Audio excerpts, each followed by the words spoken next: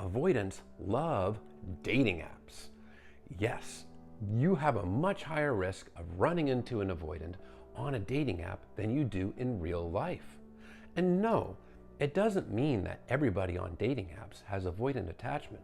It's just that there's a lot more of them. They're more prevalent there, and there are some reasons for it. The most important reason, and the number one reason, is that it's a free source of validation.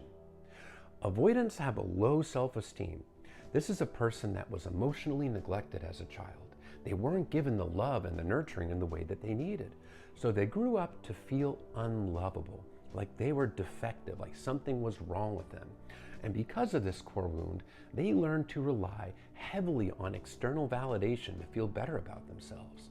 That attention that they get on the dating apps, the swipe rights, the likes, the messages, it gives them a little dopamine hit every single time, and it will temporarily make them feel better about themselves.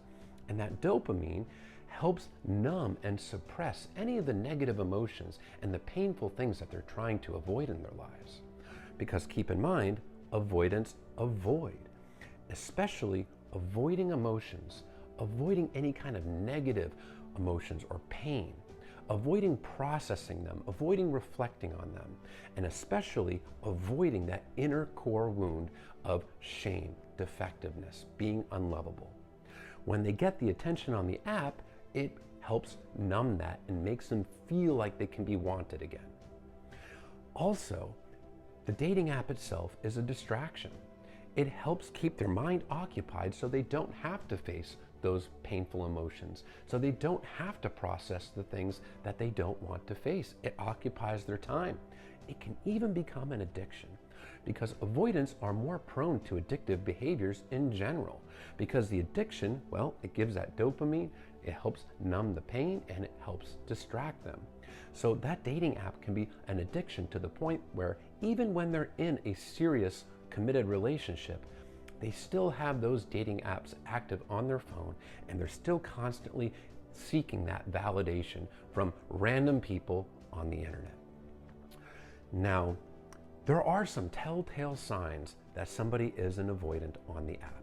No, it's not foolproof because not every avoidant is going to actually telegraph the fact that they are avoidant on the app. Some may seem like they're not, but there are things to look out for.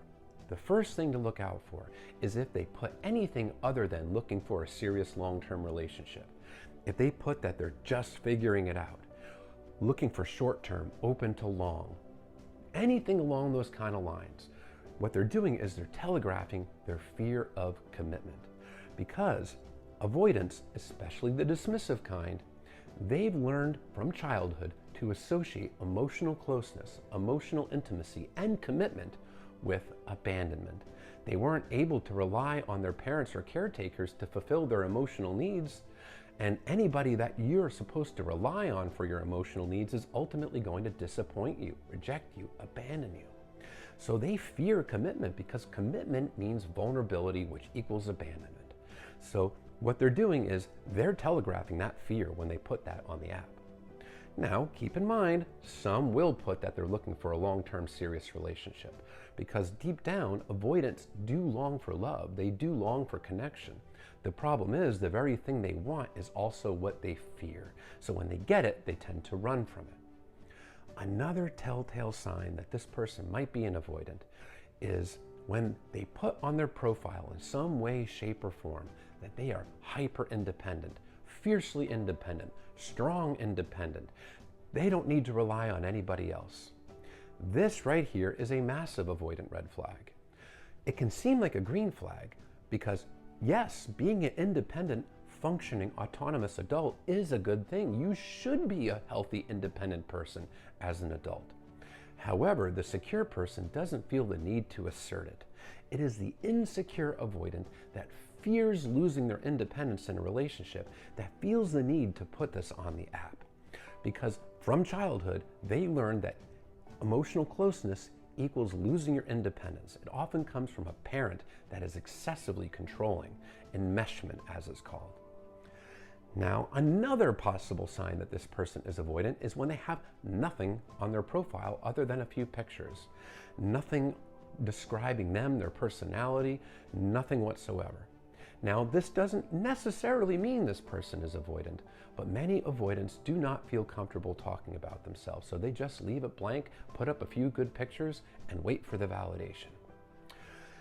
And now, there is no surefire way to weed them all out, but just recognize that those are some of the telltale signs.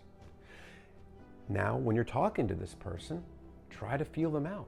See what their beliefs are when it comes to commitment, when it comes to emotional closeness. Talk to them about attachment. See if this person has any awareness of attachment theory. Some avoidants do, but many don't. See if this person knows their own attachment style. And of course, once you meet this person in real life, look for the avoidant red flags as well. Look for the hot and cold signals. Is this person love bombing you? Is it too much, too soon, too fast? Are they blowing up your phone one day and then ghosting you the next? And hot and cold, hot and cold? Your boundaries are going to be very important, especially when you're meeting someone new from a dating app. Your boundaries are your limits of what you will and will not tolerate, want, don't want, need, and don't need.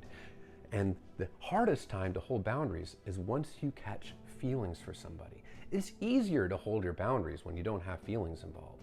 But as you get to know this person and you start to grow feelings, but you're noticing red flag behavior, it's important to assert your boundaries, because a healthy person that is invested in you and really does want success in the relationship is going to respect your boundaries. A person that's emotionally unavailable and self-absorbed is going to run away from your boundaries, is going to leave the relationship because your boundaries are just too much pressure for them.